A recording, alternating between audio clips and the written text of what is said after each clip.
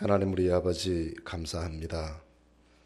오늘 하루도 저희들과 함께 해주시고 또 저희들에게 은혜 베풀어 주셔서 이 하루를 믿음 안에서 주님 섬기며 하나님 사랑하며 살아가도록 인도해 주신 것을 감사합니다. 또 오늘 저녁에 수련회의 마지막 시간에 저희들을 말씀 앞에 불러 모아주시고 말씀 들을 수 있는 은혜 주셔서 너무 감사합니다.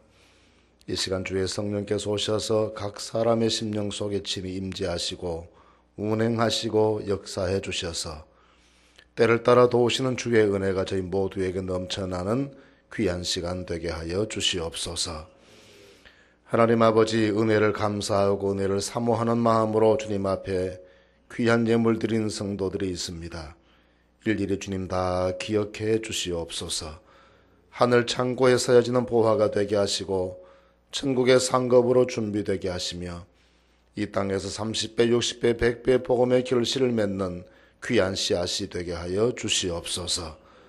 감사로 제사하는 자가 나를 영화롭게 한다 말씀하셨사오니 예물 드리는 모든 성도들의 삶이 하나님을 영화롭게 하는 삶이 되어지도록 영육간의 복을 받게 하시고 기도 제목이 응답되게 하시고 더 교훈 집회의 마지막 날에 큰 성령의 역사하심이 저희 가운데 임하게 하여 주시옵소서. 부족하고 연약한 종을 세우셔서 오늘도 말씀 가운데 성도들을 섬기게 하셨으니 감사합니다. 연약한 모든 모습들 주의 그늘날에 다 감추어 주시고 하나님 나타내기를 원하시는 말씀만 친히 성령께서 말씀해 주시는 귀한 시간 되도록 종이 입술을 주장하여 주시옵소서. 오직 주님께만 맡기오며 예수님의 이름으로 간절히 기도하옵나이다. 아멘. 저는 젊어서부터 오랫동안 같이 사귀어서 친구처럼 지내는 신부 가톨릭계 신부님들이 몇 분 계십니다.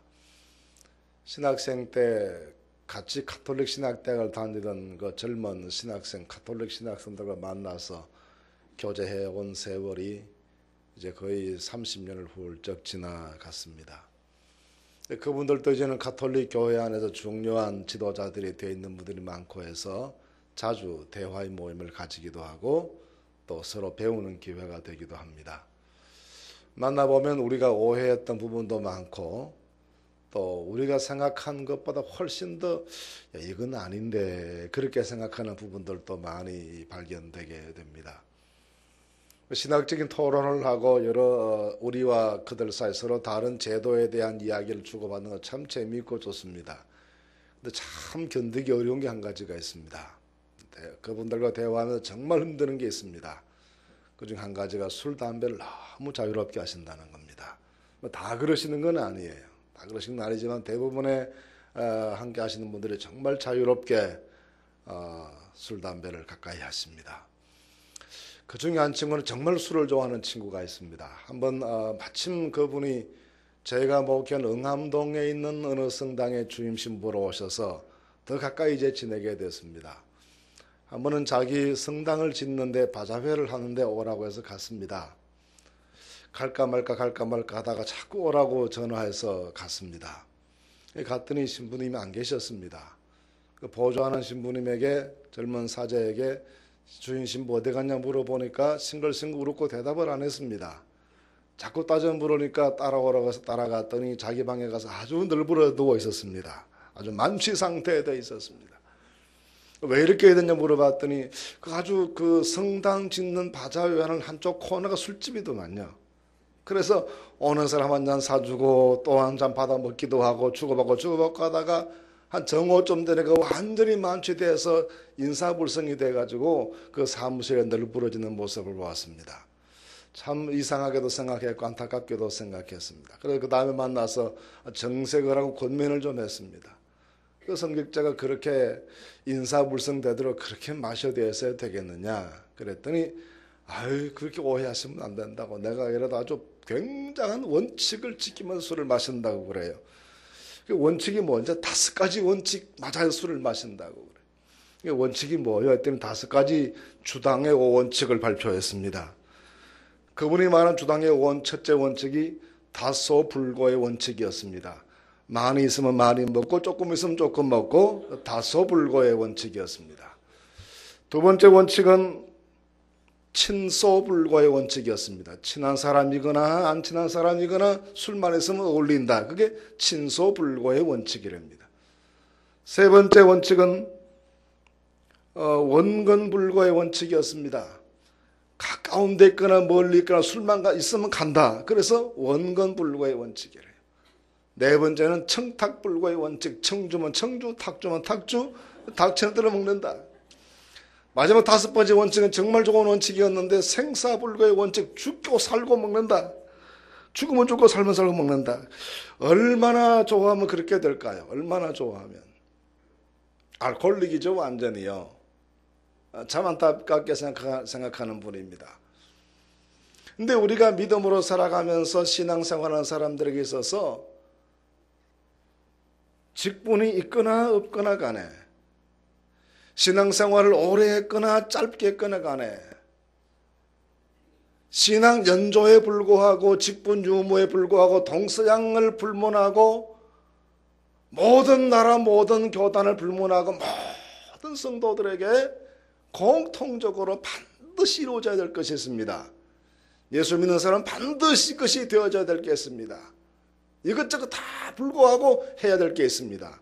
그래서 은혜 받고 믿음 생활해야 된다는 것입니다. 하나님 앞에 은혜 받는 사람들이 될 수 있어야 된다는 것입니다. 이 은혜 받는 것이 얼마나 중요하냐 말이에요. 여러분 예를 들어 볼까요? 우리가 구약 성경 가운데 선지자 그럼 이사야를 1번으로 꼽습니다. 아마 구약에 나오는 많은 선지자들 가운데 이사야만큼 능력 있는 선지자가 없었습니다. 한 번은 아수르 군대 18만 5천 명이 쳐들어왔습니다. 예루살렘을 겹겹이 포위했습니다. 도저히 이스라엘이 나라를 더 이상 존속해 갈 방법이 없었습니다. 히스기야 왕이 너무너무 답답하고 괴롭고 마음이 아파서 사신을 선지자 이사야에게 보내가지고 우리를 위해서 기도해 주십시오. 우리나라가 마치 여인이 잉태해서 해산할 날이 되었는데 해산할 힘이 없는 것처럼 됐습니다. 산모도 위험하고 아기도 위험한 것처럼 나라도 위험하고 백성도 위험하고 이 왕도 위태롭게 되었습니다. 어떻게 하면 좋겠습니까? 기도해 주십시오. 그 기도의 부탁을 받고 하룻밤 하나님께 간절히 이사야가 기도하는데 그 다음날 나가보니까 18만 5천 명 아수르 군대가 다 전멸을 했습니다. 왕은 자기 나라로 쫓겨갔습니다. 그 나라 쫓겨간 다음 자기 아들에게 암살당해 죽고 그 나라가 기울어지고 맙니다. 하룻밤의 기도로 18만 명의 적군을 물리칠 수 있었던 기도의 능력이 대단한 사람, 그가 이사야였습니다. 한편으로 또 생각해 보면 국가에 변란이 생겨서 엄청난 위기가 나라에 몰아닥쳐왔을 때 국왕이 마지막으로 희망을 걸고 찾아갈 수 있는 지도자가 이사야였습니다. 대단히 신뢰받고 존경받는 지도자였습니다. 뿐만 아닙니다. 그가 했던 예언을 돌이켜 생각해 보십시오. 예를 들어서 그리스도의 탄생과 삶에 대한 예언을 하시는데 7장 말씀에는 보시면 천녀잉태에서 아들을 낳을 것이다. 9장 말씀에는 이방의 갈릴리 지역 중심으로 해서 활동하실 것이다. 11장에서는 이새의 줄기 다윗의 후손으로 오실 것이다. 그래서 어떤 사람들은 이사야서는 예수님 탄생 이전에 기록되어진 메시아의 전기와 같다고도 했습니다. 어떤 사람은 이사야 53장에 기록되어 있는 메시아 순환에 관한 예언을 해석하면서 이 말씀들이야 마치 십자가 밑에서 그린 그림과 같다라고 말했습니다. 그렇게 장차 오실 메시아에 대해서 그렇게 맑고 투명하고 정확하게 예언을 할 수가 없었습니다. 대단한 선지자였습니다. 그런데 그렇게 대단한 선지자가 이사야였지만 처음부터 그랬느냐? 처음부터 그런 건 아닙니다. 이사야가 처음 선지자 되었을 때가 우시야 왕의 시대였습니다. 이 우시야 왕에 대해서 역대하 27장에 자세히 기록되어 있습니다. 우시야 왕 16살 때 왕이 된 사람입니다. 52년 동안 예루살렘에서 왕으로 재위하면서 치리했습니다. 반세기 넘는 긴 시간 동안 나라를 다스리는 사람입니다. 그런데 대부분의 7세 기간 동안에 정치를 잘했습니다. 나라의 산업을 발전시키고 농사 짓는 것을 장려하고 철광산을 개발하고 항구를 개발해서 무역을 하게 만들고, 그리고 국가의 부가 굉장히 확장되어 갑니다. 요소요소의 국방을 튼튼히 하는 조치를 취했기 때문에 다윗 시대 이후로 잠정적으로 중단되었던 여러 부족 작은 나라들의 조공이 우시아 시대에 이르러 다시 재개될 만큼 나라의 국력이 강해지고 주변에 두려움이 되었습니다. 심지어는 그 인근의 최대 강대국이었던 애굽마저도 우시아에 대한 소문을 듣고 두려움을 느낄 만큼 우시아의 세력은 굉장한 능력으로 확장돼 갔습니다. 성경은 이런 우시아 모습을 소개하면서 저가 하나님의 기이한 도우심을 힘입어 강성하게 되었다고 했습니다. 그렇게 된 이면에는 우시아가 간절히 하나님께 기도하면서 하나님의 말씀을 따라 다윗의 전례를 쫓아 나라를 다스리고자 하겠던 경건한 신앙의 노력이 밑바탕으로 자리 잡았습니다. 하나님은 그런 우시아를 축복해 주셔서 그의 시대의 나라가 태평성대를 이루고 가장 강력한 후기 이 시대를 만들어낼 수 있도록 도와주셨습니다. 그런데 이런 우시아의 말년에 문제가 생깁니다. 교만해지기 시작합니다. 성전에서 제사를 집례하는 제사장들의 집례하는 모습이 마음에 들지 않습니다. 그러니까 기도하는 것도 율법을 해석해 주는 것도 다 시원찮아 보입니다. 내가 하면 훨씬 더 잘할 수 있을 것 같습니다. 내 기도가 훨씬 더 신령하고 능력 있는 것 같습니다. 이것마저 해보고 싶었습니다. 하겠다고 주장합니다. 그리고 성전으로 갑니다. 제사장 80명이 성전으로 향하는 우시아 앞에 몰려 나와서 이러시면 안 됩니다고 말립니다. 말리는 80명 제사장들을 다 뿌리치고 성전에 들어가 직접 제사를 집대합니다. 그러다 하나님의 저주를 받습니다. 나병 환자가 됩니다. 벨궁에 감금됩니다. 그때부터 예루살렘 왕궁 속에서 권력을 두 남도고 효울이 칩니다. 엄청난 정치적인 격변이 생겨납니다. 그 사이에 우시아가 죽습니다.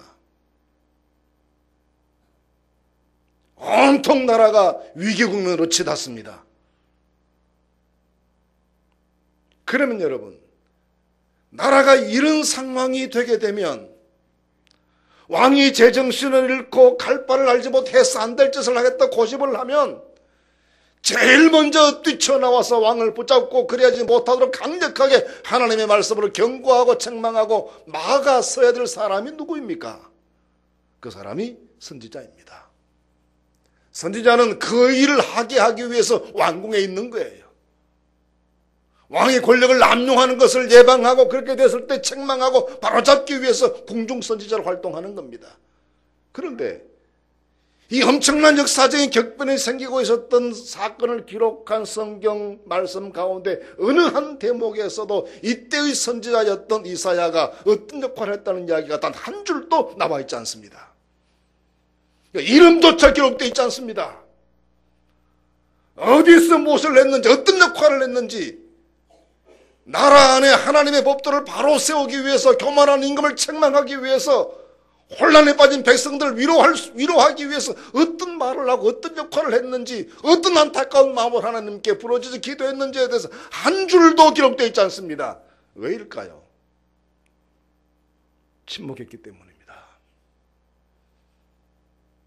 그러니 위태로운 전국 상황 속에서 권력의 주가 어느 쪽으로 기울어지는가를 예의주시하면서 줄타기하기에 바빴습니다. 아차하다가는 내 가진 자리를 뺏길 것을 염려했습니다. 입조심을 했습니다. 두려웠습니다. 권력이 무서웠습니다. 비겁했습니다. 정의롭지 않습니다. 하나님께 충성하지 않았습니다. 진심으로 나라를 사랑하지 않았습니다. 이것이 젊은 이사야의 모습입니다. 그런데 이렇게 비겁하고 역사의 중요한 순간에 침묵해버리고 책임 앞에 도망하고 권력의 눈치를 살피고 그랬던 이사야가 어느 날 갑자기 바뀌기 시작합니다. 온 나라 백성들이 존경하는 지도자로 변모하기 시작합니다. 나라에 변란이 있을 때마다 왕이 찾아와 기도를 부탁할 만큼 신뢰받는 등망 있는 지도자로 변신합니다. 그 계기가 무엇이었을까요? 저는 그 계기가 이사야 6장에 나오는 이사야가 하나님을 만나 뵙는 신령한 체험을 하는 은혜 받는 사건에서부터 비롯된다고 봅니다. 하나님께 은혜 받는 사람이 되었더니 하나님을 뵙는 신령한 체험을 하는 은혜 받는 경험을 하게 되었더니 사람이 달라진 겁니다. 같은 선지자인데, 같은 이사야인데, 같은 사람인데 삶의 내용이 완전히 바뀌어져 버리고 마는 겁니다. 하나님께 은혜 받는 것은 이렇게 무서운 겁니다. 한 사람을 바꾸어 놓습니다. 역사를 바꾸어 놓습니다. 나라도 바꾸어 놓을 수 있습니다. 인류의 문명사도 바꾸어 놓을 수 있습니다. 이것이 하나님께 은혜 받는 것의 능력입니다. 그렇게 비겁하고 무능하고 소신했던 이사야가 그렇게 달라질 것이라고는 누구도 기대하지 않았습니다. 그런데 그렇게 바뀌어지고 말았습니다. 그래서 은혜 받는 것은 우리에게 너무나 중요한 것입니다. 특히 교회 안에서 크고 작은 일을 맡아서 봉사하는 사역자들의 경우에 그 일이 남들이 알아주는 일이든 그렇지 않는 일이든 큰 일이든 작은 일이든지 간에 관계없이 전문적인 기술이 필요한 일이든지 단순 노동이 필요한 일이든지에 관계없이 모든 하나님의 일에 참여하는 모든 사람에게 반드시 필요한 것은 은혜 받고 일어나는 사람 되어야 된다는 것입니다. 그럼 여러분, 은혜 받는다는 게 무엇일까요? 내게 어떤 현상이 생기면 내가 은혜 받는 것입니까? 무슨 일이 이루어지면 그것을 가리켜서 은혜 받았다 말할 수 있는 것이겠습니까? 저는 은혜 받았다라고 하는 말에 세 가지 뜻이 있다고 봅니다. 첫째는 진리를 깊이 깨닫게 되었다는 뜻입니다. 여러분, 주일마다 오셔서 예배드리고 목사님 통해 증거되는 하나님 말씀 들으시고 나가시면서 목사님께 오늘 목사님 말씀 참 은혜 받았습니다라는 말의 뜻은 무엇인가요? 풀어주시는 진리의 말씀을 깊이 깨달았습니다. 그전에는 이 말씀 속에 그런 뜻이 있는 줄 몰랐는데 설명해 주시니까 깊이 깨달았습니다. 둘째 은혜 받았다고 하는 말은 믿음이 생겼습니다라는 겁니다. 믿음이 생겼습니다. 내가 이제 믿게 되었습니다. 여러분, 믿음은 내가 의지를 가지고 믿어서 믿는 것이 아니라 하나님께서 믿게 하셔서 믿어지는 것입니다. 그래서 믿음은 하나님의 선물이라고 했습니다. 누구든지 성령을 하지 않고는 예수님을 그리스도로 할 수 없다라고 했습니다. 은혜 주셔야 믿음이 생기는 줄로 압니다. 이 믿음이 생기는 것, 믿음이 더 견고해지는 것, 믿음이 더 깊어지는 것, 믿음이 더 역동적이 되는 것, 이것이 은혜 받는 것입니다. 믿음도 좋아지는 것이요. 셋째는 능력을 얻는 것이 은혜 받는 것입니다. 이 능력이란 기적을 일으키는 능력만이 아니라 바울이 말했던 것처럼 빌립보 4장 말씀에 내가 풍부에 취할 줄도 알고 빈곤에 취할 줄도 알고 배고픔과 배부름에도 일체 비결을 가진 어떤 상황 속에 던져 놓아도 예수 잘 믿을 수 있는 능력, 이 능력이 우리에게 필요한 겁니다. 어떤 사람은 환난당하고 시험당할 때 신앙생활 잘했습니다. 너무너무 가난해서 눈물이 젖은 빵을 먹을 때 새벽마다 나와 기도했습니다. 그런데 부하게 되고 나니까 신앙이 식어졌습니다. 빈곤에 처할 줄을 알았는데 풍부에 처하는 능력이 없어졌습니다. 어떤 사람 상황이 아주 좋을 때 모든 일이 다 형통해서 신앙생활 잘했습니다. 그런데 시험이 오고 환난이 다가오고 무너지고 시험이 들고 믿음을 저버리는 사람이 있습니다. 풍부에 처하는 능력은 있었으나 빈곤에 처하는 능력은 없는 사람입니다. 우리가 가져야 될 능력은 사람의 힘으로 할 수 없는 일을 만들어내는 대단한, 사람들을 놀라게 만들 수 있는 그런 기적을 만들어내는 그런 능력만이 아니라 어떤 시대, 어떤 상황, 어떤 여건 속에 내가 던져진다 하더라도 그 상황 속에서 믿음을 지키고 오직 하나님께만 충성하고 살아갈 수 있는 그 능력이 우리에게 필요합니다. 오직 예수로만 인생을 살아갈 수 있는 능력, 이 능력이 필요한 것이죠. 그래서 진리를 깨닫고 그 말씀이 다 믿어지고 그랬더니 오직 예수로만 세상을 살아갈 수 있는 능력이 생기는 것, 이런 사람을 가리켜서 우리가 은혜 받은 사람이라고 말할 수 있습니다. 그러면 그 은혜 받는 일이 언제 이루어지게 되는 겁니까? 언제 우리가 은혜 받을 수 있는 것입니까? 우리가 은혜 받을 수 있는 그때를 성경을 쉽게 설명해서 성령 충만해질 때라고 말합니다. 우리가 성령의 도우심을 힘입을 때, 성령의 감동을 받았을 때, 성령으로부터 충격을 받았을 때, 성령의 도전을 받았을 때, 성령의 다스리심을 받았을 때, 성령이 내 안에 들어오시는 것을 느끼게 되었을 때, 하나님의 성령께서 나와 함께 계심을 확신하게 되었을 때, 그때 우리가 은혜 받는 사람들이 될 수 있고, 그때 놀라운 변화들이 내 삶 속에 생겨나기 시작하게 되는 것입니다. 그래서 모든 성도들에게는 연령에 불구하고 직분에 불구하고 성령 받아야 된다는 원칙이 이루어지는 것입니다. 그럼 우리 모든 성도들이 오늘 성령 받으시는 은혜가 함께 하시게 되기를 바랍니다. 그런데 우리는 성령 그러면요, 우리 장로교의 정통교회 오래 신앙생활 하신 분들 약간의 경계심이 있습니다. 이론적으로는 그렇지 않아요. 우리 다 성령 하나님을 고백하고 믿고 의지하고 하는데 성령 충만 말을 자꾸 하면 약간의 두려움과 경계심이 있어요. 왠가 하면 혹시 광신자들처럼 좀 비정상적인 사이비처럼 그렇게 흘러가지 않을까라는 두려움 때문에 이 성령 충만이라는 말에 나도 모르는 사이 내 속에 경계심이 생겨요. 이건 우리 역사적인 경험이 그렇기 때문에 어쩔 수 없는 것이에요. 저는 한국 교회에 다가왔던 역사적인 가장 큰 도전 두 가지가 있다고 생각하는데, 한 가지 도전은 자유주의 신학의 도전이었고 한 가지는 신비주의의 도전이었습니다. 자유주의 신학은 그다지 큰 위기를 교회에 던져주지는 않았어요. 그 신학자들의 논쟁에서 끝난 거니까. 근데 신비주의는 교회 밑바닥으로부터 스며들어와 가지고 기독교를 아주 천박한 무당 종교처럼 만들어버렸습니다. 근데 그런 일들을 만들어낸 사람들이 한결같이 주장했던 것이 성령 충만, 신비, 신령함, 그런 것들이었어요. 그런 사람들이 교회를 굉장히 품격 없는 종교로 만들어버린 일들을 해왔기 때문에, 또 이단 사이비 운동과 결탁해버렸기 때문에, 한국의 무속 종교와 혼합시켜버렸기 때문에 교회에 굉장한 피해를 주었죠. 그래서 우리가 경계하는 거예요, 그런 운동에 대해서. 그래서 성령 충만은 혹시 하는 생각에 경계심이 생길 수 있습니다. 그러나 요한복음 16장 7절 말씀, 예수님 말씀하시기를 성령 충만은 얼마나 소중한 것인가를 말씀하시면서, 예수님 자꾸 떠나신다고 그러니까 제자들이 걱정하니까, 사실은 내가 떠나는 것이 너희들에게 더 유익하다. 왠가 하면 내가 가지 아니하면 보혜사가 오시지 않을 것이요 내가 가면 다른 보혜사가 너희에게로 오실 것이기 때문이다라고 하셨습니다. 다시 말하면 예수님께서는 우리 곁을 떠나가시고 하늘로 가시고 대신 성령께서 오셔서 우리 가운데 함께 계시고 역사하시는 것이 우리에게 더 유익하다고 말씀하실 만큼 예수님은 성령과 우리가 함께하는 것이 너무나 중요하다고 가르치신 것입니다. 그러면서 하시는 말씀에 성령에 대해서 설명하시면서 성령은 진리의 영이다 하셨습니다. 진리의 영이다.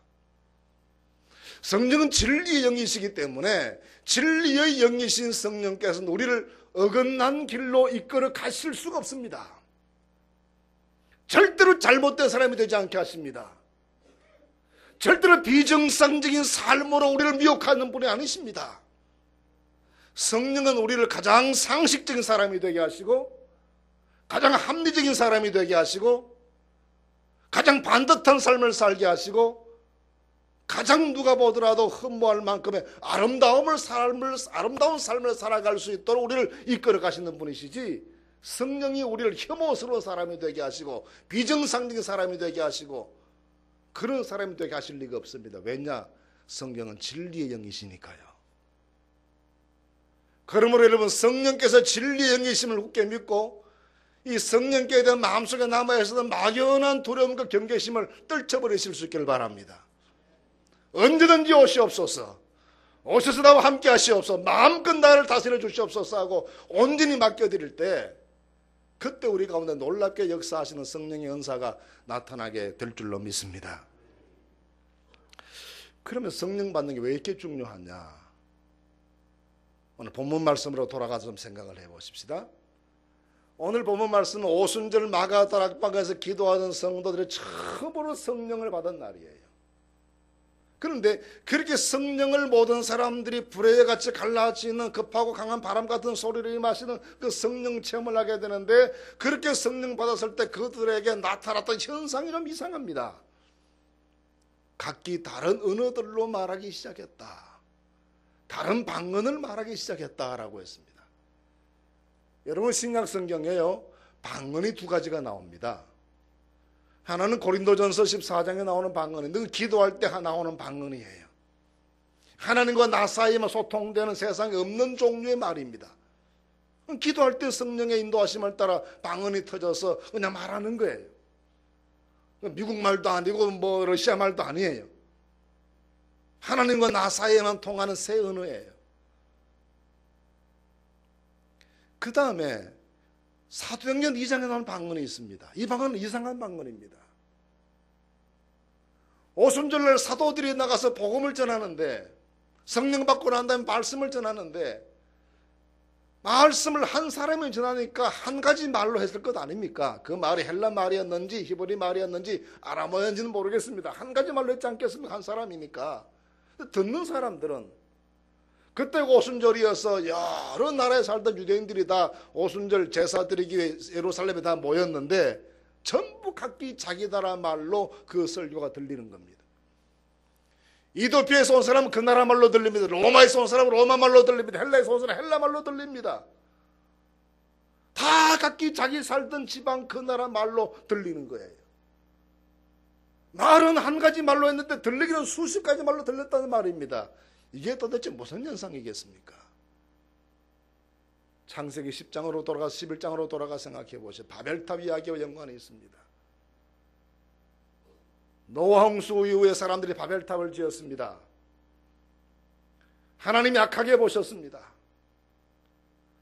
저 사람들이 늘 마음이 하나가 되고 뜻이 하나가 되어서 하나님께 대적하는 바벨탑 만드는 것을 보시고 흩어버리자 작정하시고 사람들을 온전히 분산되어 살게 하시고, 그때부터 각 민족과 나라들마다 말이 달라지게 하셨습니다.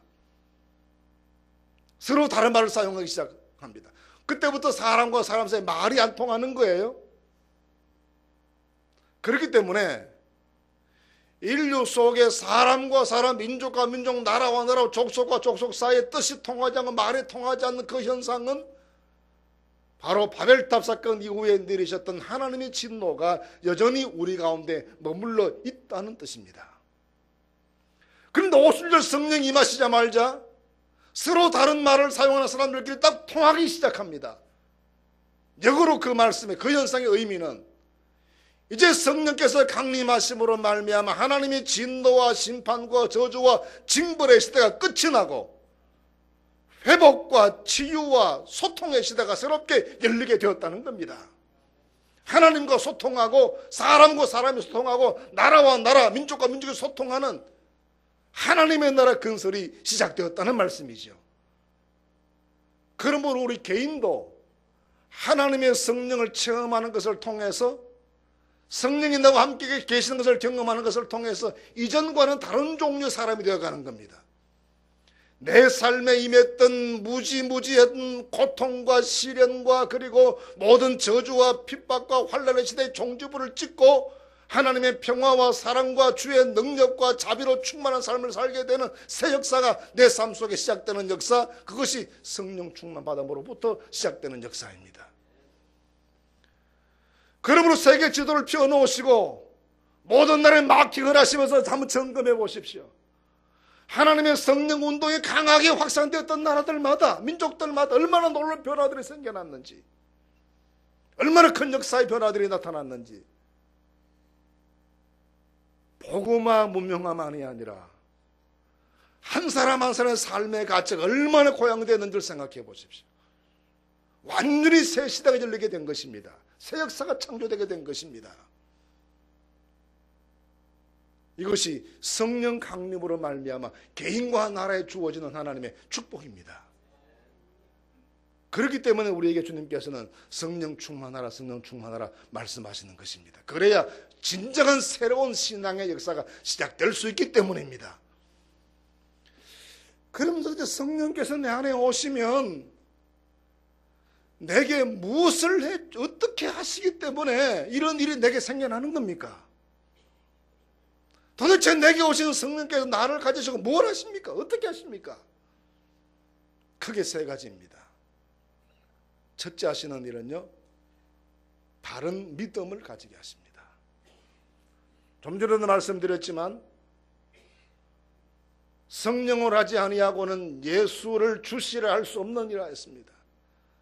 우리는 그냥 주여 주여 쉽게 하니까 그것이 저절로 되는 것으로 생각하지만요, 한 사람이 예수님 앞에 무릎을 꿇고 주여라고 고백하게 되기까지는 성령의 놀라운 역사가 있어야 가능하다는 것입니다. 사도행전 16장, 마태복음 16장에서 베드로가 주는 그리스도시오 살아계신 하나님의 아들이십니다, 그 고백을 했을 때 예수님 하신 말씀이 무엇입니까? 바요나 시몬아 네가 복이 있도다. 이것을 너에게 알게 하는 내 혈육이 아니라 하늘에 계신 너희 아버지시니라. 하나님이 역사하셔야 하나님을 하나님으로 알고, 성령님이 역사하셔야 예수님을 주님으로 알고, 하나님이 내 마음을 변화시켜 주시고 내 중심을 뒤집어 주셔야 육신의 종됐던 삶의 종지부를 찍고 하나님의 사람으로 살아갈 수 있는 진정한 믿음이 내 속에 생겨나는 것입니다. 믿음이 내 의지의 결실입니까? 내가 믿고 싶었다고 믿어졌습니까? 아닙니다. 성령의 역사입니다.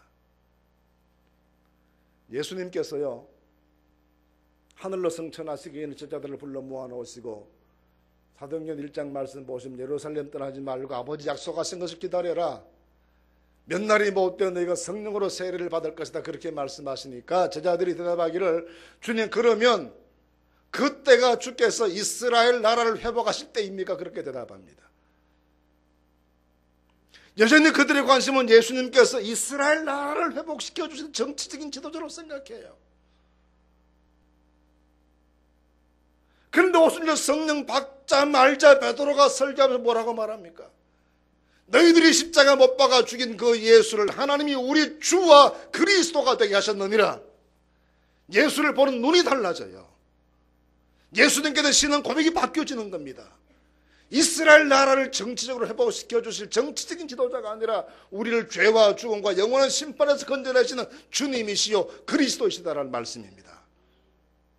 성령이 임하심으로 그런 변화가, 올바른 믿음을 고백하게 되는 그 변화가 사람들의 가슴 속에 생겨나게 됩니다. 우리는 믿음 때문에 구원 얻는다고 믿습니다. 믿음으로 기도하니까 응답받는다고 믿습니다. 믿음으로 살아가는 세상을 이긴다고 믿습니다. 그런데 그 믿음이 어디에서 옵니까? 구원받는 믿음, 기도가 응답되는 믿음, 세상을 이기는 능력을 가지는 그 믿음, 그 모든 믿음이 어디서부터 오는 것입니까? 우리 가운데 임재해 계신 성령께서 역사하셔서 내 안에 만들어주시는 그것이 믿음의 선물입니다.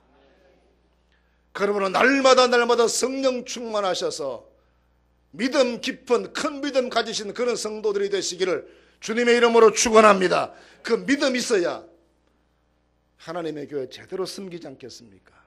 그 믿음이 있어야 세상 속에 나가서 빛과 소금 노릇도 제대로 하지 않겠습니까? 이 믿음 생기는 능력이 성령께서 하신 첫 번째 역사이십니다. 두 번째, 성령께서는 우리 삶을 매우 영화롭게 하십니다. 영광스럽게 만들어 주십니다.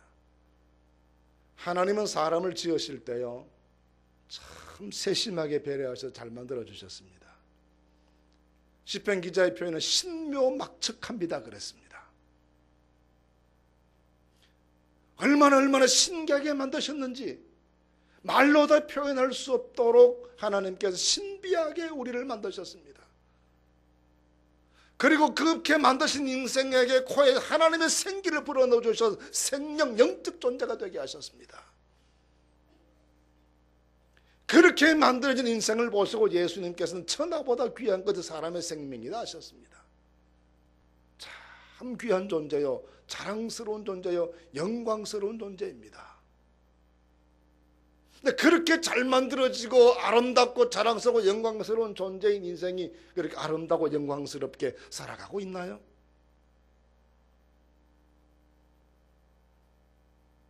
세상의 인간을 비천하게 만드는 게 뭡니까? 인간을 정말 나약하게 만들어버리는, 무장해제되게 만들어버리는 게 무엇입니까? 인간을 추하게 만드는 게 뭔가요? 그것은 죄입니다. 죄입니다. 죄는 인간을 누추하게 만듭니다. 가치 없는 존재가 되게 만듭니다.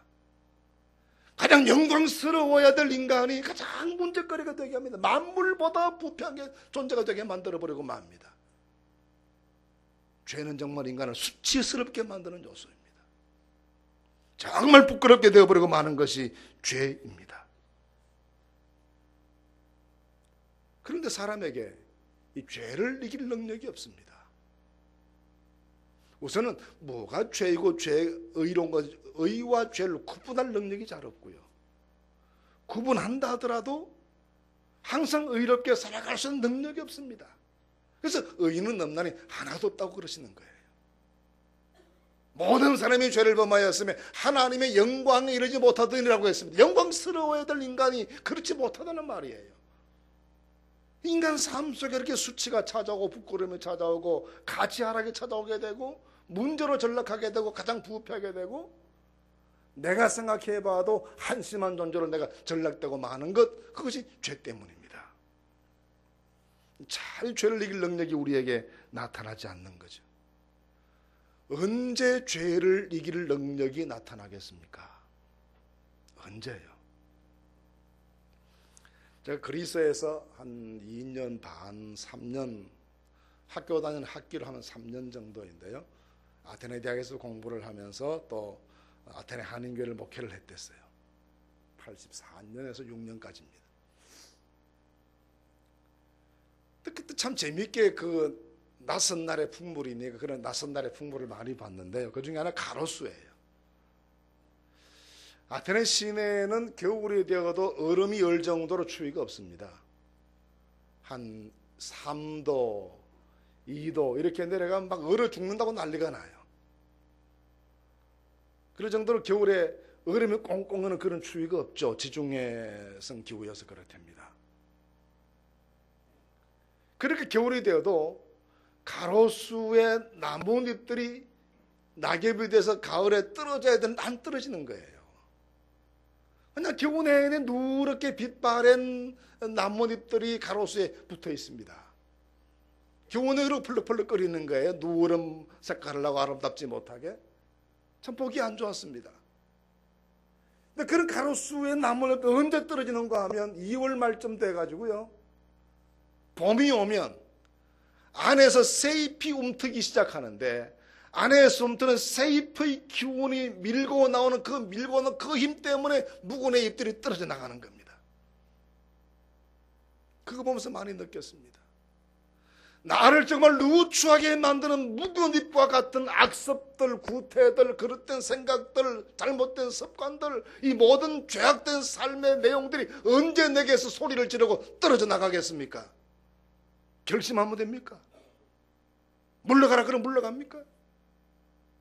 오늘부터 제대로 살아야지 작정한다고 되나요? 안 되잖아요. 언제부터 떠나기 시작하는가 하면 하나님의 성령이 내 안에 계시면서 그 성령의 능력이 내 삶을 지배하기 시작했을 때 그 성령의 능력에 의해서 모든 구태들이 내게서 떠나게 될 줄로 믿습니다. 그때 벗어나게 되는 거예요. 그때 자유케 되는 것입니다.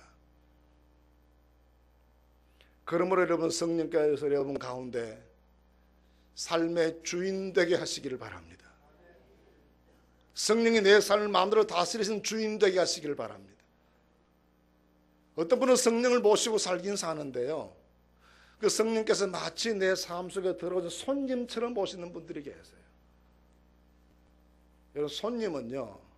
우리가 다 손님 댁에 가서 남의 집에 가보잖아요.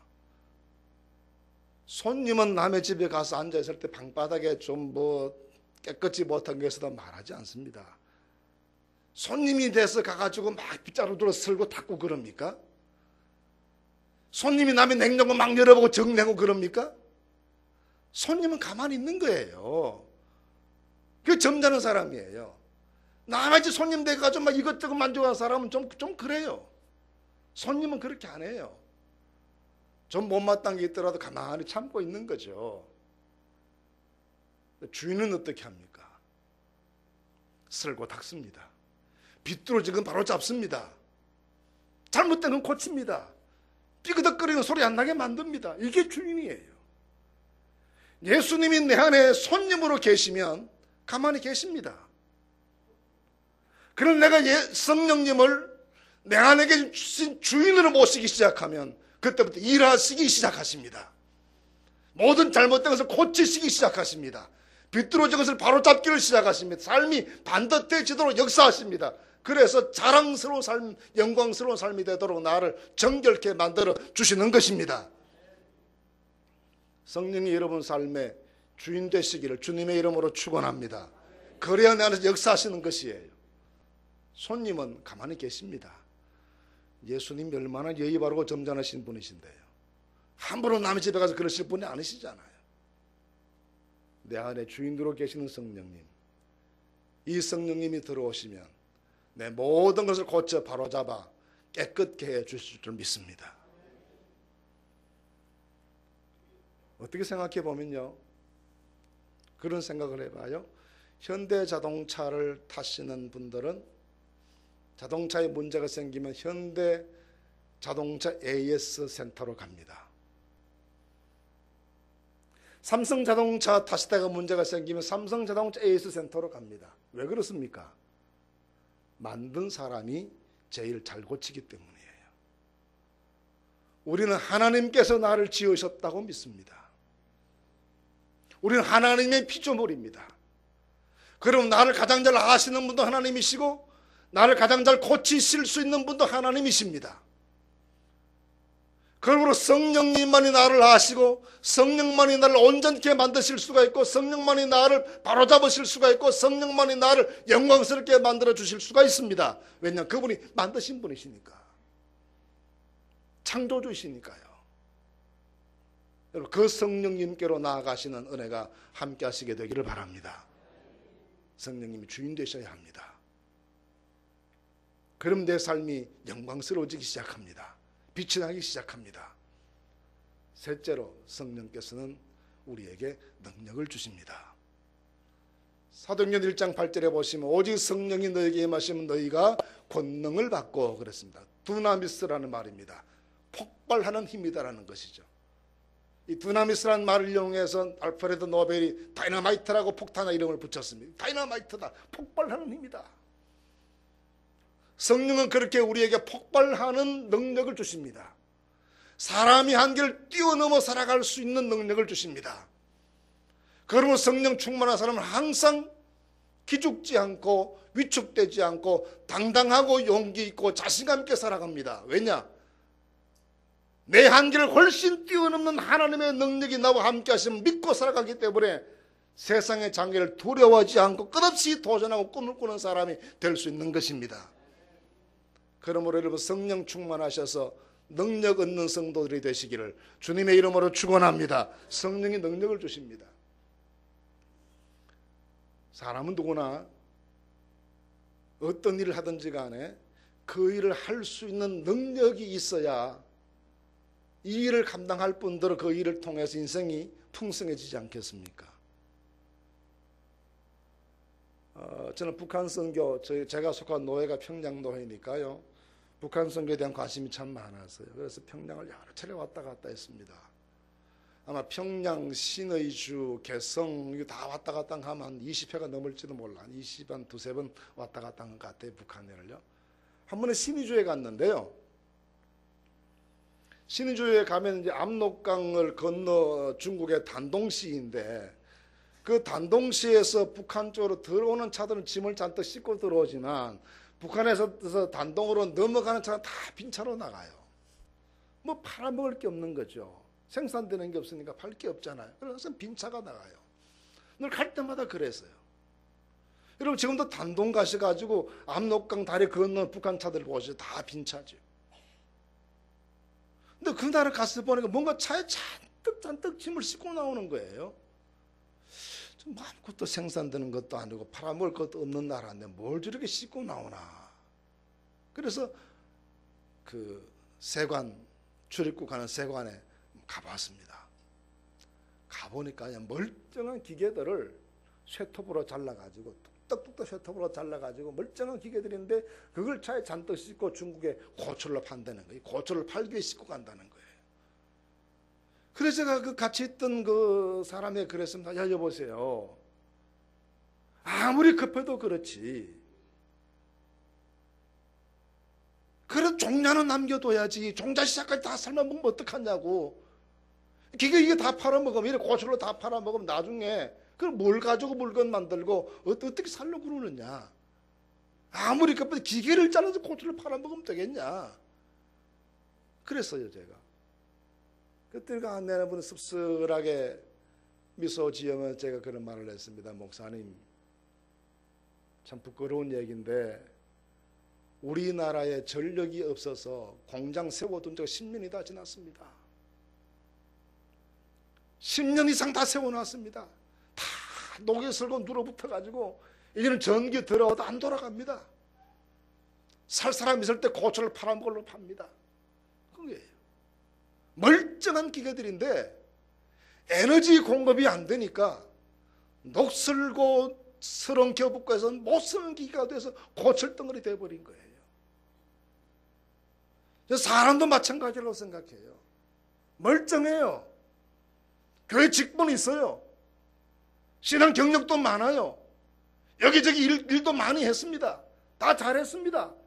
남들이 보면 열심히 있는 신앙이라고 칭찬합니다. 그런데 하나님의 성령의 능력이 없어요. 시간이 가면 갈수록 녹슨 기계처럼 돼가요. 양심이 마비돼요. 하나님 음성 들어도 가슴이 뜨거워지지가 않아요. 움직이지가 않아요. 하나님께서 얼마나 냉정한 신앙을 싫어하시는지 아십니까? 라오디게아 교회 보내시는 말씀 보세요. 차지도 않고 덥지도 아니하니까 내가 너를 내 입에서 토해내겠다고 말씀하시지 않습니까? 저는 그 성경 처음 읽을 때 이거 뭔가 성경 좀 이상하다 생각했습니다. 왜 그런가 하면 우리가 음식 먹을 때요, 입에 넣었다가 못 삼키고 토해내는 게 두 종류가 있습니다. 어떤 겁니까? 아주 뜨거운 거 입에 넣었다가 못 삼키고 뱉어내는 수가 있어요. 또 정반대로 어른들께서는 아주 차가운 거 넣었다 이가 시려서 뱉어내시는 수도 있어요. 그런데 미지근한 건 어때요? 술술 잘 넘어갑니다. 그래서 식은 죽 먹기라 그러잖아요. 그런데 예수님께서는 뜨거운 것도 괜찮고 찬 것도 괜찮은데 미지근하면 토해낸다? 이게 말이 돼요? 그래서 뭔가 성경이 좀 이상하다 그런 생각했었어요. 나중에 알고 보니 그게 아니에요. 이 라오디게아 지방은 온천이 무지무지 많아요. 예전에는 어디든지 땅만 파면 다 뜨거운 물이 나왔대요. 생수가 없어요. 근데 부자들은 먼 도시에서부터 이 아쿠아덕을 설치해가지고 수로를 만들어가지고 수로를 통해서 요즘 말하면 수도죠. 수도관을 만들어서 돌로 수도관을 만들어서 그 수도관 통해서 공급되는 먼 도시의 물을 먹었어요. 근데 가난한 사람들 그 물을 먹을 수가 없습니다. 천상 온천수를 이용할 수밖에 없어요. 근데 온천수 속에는 유황 뭐 이런 게 녹아서 냄새가 납니다. 냄새가 나기 때문에 뜨거울 때 마시면 뜨거운 기운의 냄새가 좀 덜 나고 차게 해서 마시면 좀 식히는 동안에 냄새가 정발되어 날아가니까 냄새가 적게 나서 마실 수 있는 거예요.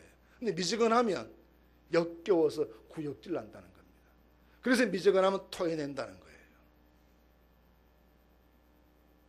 역겹다는 겁니다. 구역질 난다는 거예요. 어떤 게요? 미지근한 신앙이요. 하나님께 능력받지 못한 신앙, 성령으로 날마다 충동되지 않는 신앙, 애곡에도 가슴을 치지 않고 피를 흘려도 춤추지 않는 신앙, 천하의 둘도 없는 설교를 들으면서도 마음에 감동이 없는 신앙, 듣기는 들어도 움직이지 않는 믿음, 마치 고철덩이처럼 되어버린, 고철덩이 기계처럼 되어버린, 왜 그렇게 되는 겁니까? 하나님의 능력을 그때그때 공급받지 못해서 그렇습니다. 여러분, 날마다 성령과 함께 하시면 하나님이 주시는 능력을 그때그때마다 매일매일 공급받으시길 바랍니다. 그래서 매일 움직이는 기계처럼 살아가시길 바랍니다. 하루도 서 있지 않으시길 바랍니다. 서 있는 그 순간 녹슬기 시작합니다. 병들기 시작합니다. 성령은 우리에게 이 능력을 주십니다. 움직일 수 있는 힘, 활동할 수 있는 힘, 깨어있을 수 있는 능력, 하나님 앞에 예민할 수 있는 감각, 죄를 대항할 수 있는 의지, 능력, 이 모든 것들을 성령님이 주십니다. 그러므로 성령 충만하셔서 이 하나님의 사람으로 살아갈 수 있는 능력을 얻으시는 성도들이 되시기를 주님의 이름으로 축원합니다. 이렇게 성령은 우리에게 바른 믿음을 가지게 하십니다. 인간을 깨끗하게 만들어 주셔서 존귀하고 영광스럽게 하십니다. 날마다 능력을 부어주셔서 움직이고 활동하고 일하고 섬기고 역사하게 만들어 주십니다.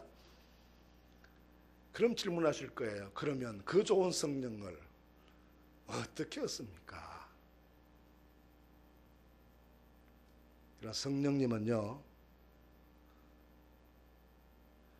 우리가 오라면 오고 가라면 가시는 분이 아니세요. 성령님은 하나님이세요. 자신의 뜻대로 오시고 싶은 분들에게 오세요. 자기 의지대로 움직이세요. 우리에게 종속된 분이 아니세요. 그럼 초월자신 하나님이세요. 자기 마음대로 역사하세요. 어느 누구에게든지 오시기를 원하시면 우리 불가항력적으로 그분을 받아들일 수밖에 없어요. 그분의 의지의 뜻이에요.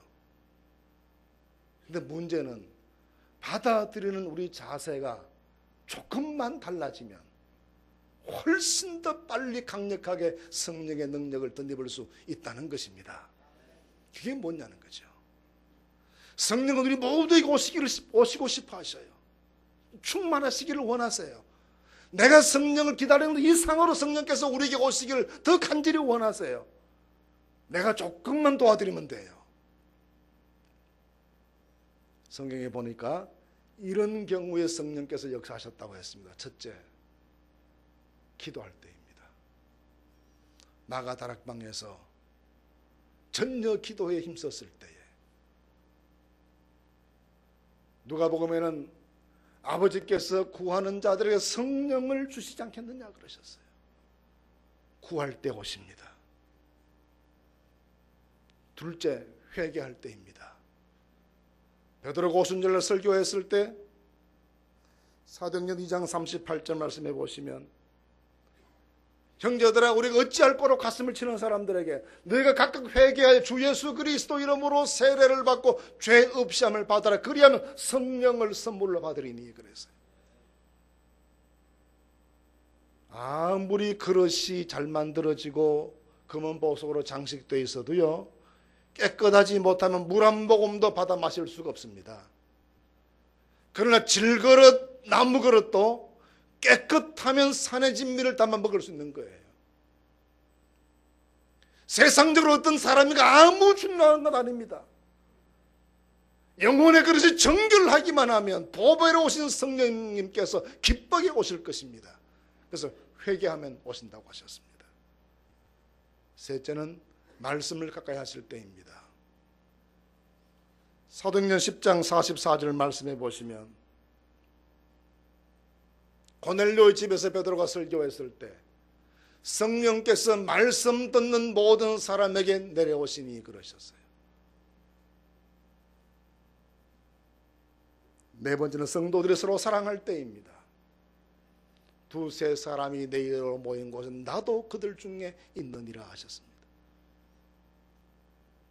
주님의 이름으로 함께 모여 서로 사랑하고 섬기고 함께 협력해서 주를 높이기를 원할 때 성령은 그런 사람들 가운데 함께 하신다고 하셨습니다. 대체로 이런 일들이에요. 기도할 때, 말씀을 가까이 할 때, 그리고 성도들이 서로 사랑할 때, 깊이 회개할 때, 이런 성도들에게 성령님이 오셔서 날마다 그런 분들과 함께 해주시는 것입니다. 그러면 여러분, 이런 성도의 삶을 살아가면서 기본적으로 가야 될 한 가지가 있습니다. 성령님이 우리와 함께 하시기를 원하신다는 믿음을 잃지 마십시오. 오시지 않을 분을 억지로 끌고 오는 게 아니에요. 너무너무 오시고 싶어 해요. 너무너무 우리 가운데 오시고 싶어 하세요. 내 안에 들어오시를 그렇게 원하세요. 지금도 문 두드리면서 기다리세요. 그게 성령님의 마음이에요. 그 성령의 마음을 열고, 마음을 알고, 가슴을 열고 회개하고, 말씀 가까이 하고 기도 생활 지속해 나가면 날마다 충만한 성령의 은사 가운데 살아가게 하시는 하나님의 은혜가 우리와 함께 하실 줄로 믿습니다. 성령 충만이란 무슨 큰 집회 가서 열심히 박수치고 찬송 부르러 가다가 한번 감정적으로 흥분한 상태를 말하는 게 아닙니다. 성령의 다스림 속에 푹 젖어 사는 거예요. 날마다 그렇게 푹 젖어 살아가는 지속적인 생활을 의미해요. 일회적인 사건이 아니에요. 반복적으로 이루어질 지속적인 사건이에요. 지속적으로 그렇게 될 수 있기 위해서 날마다 회개하며 살아가십시다. 날마다 기도하며 살아가십시다. 날마다 말씀과 더불어 살아가십시다. 날마다 서로 사랑하며 살아가십시다. 그래야 날마다 성령이 충만한 성도들이 되시는 그런 은혜가 함께 하시게 되기를 주님의 이름으로 축원합니다. 이 성령 충만한 재직들이 되셔서 새로운 한 해 동안 성공적인 사역 하시는 축복이 있으시기를 간절히 바랍니다. 기도하십시다. 하나님 우리 아버지 감사합니다. 오늘 저희들을 인도해 주셔서 성령 충만한 종들이 되어야 될 것을 다시 깨닫게 해주시니 감사합니다. 하나님 아버지, 저희가 사람의 뜻으로, 사람의 능력으로, 사람의 지혜로 살지 않고 성령의 감동과 다스리심과 인도하심, 그 능력으로 살아갈 수 있도록 성령 충만한 재직들이 되게 하여 주시옵소서. 오늘 밤 저희 가운데 친히 임재해 오시옵소서. 다스려 주시옵소서. 역사해 주시옵소서. 능력으로 주장하여 주시옵소서. 그래야 1년 내내도록 하늘나라 가는 그날까지 성령 충만한 주의 일꾼들 되게 해 주시옵소서. 예수님 이름으로 기도하옵나이다. 아멘.